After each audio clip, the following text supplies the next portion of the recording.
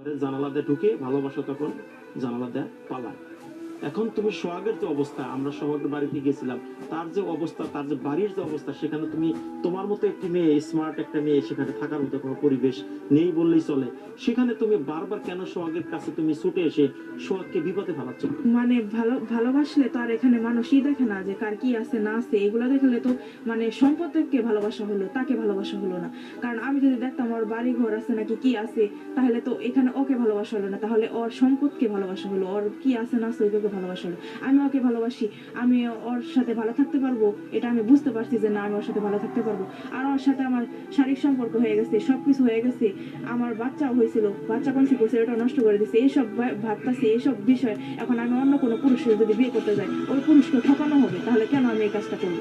অভাব যখন ঘরের জানালা দিয়ে ঢুকে ভালোবাসা তখন জানালা দিয়ে পালায়।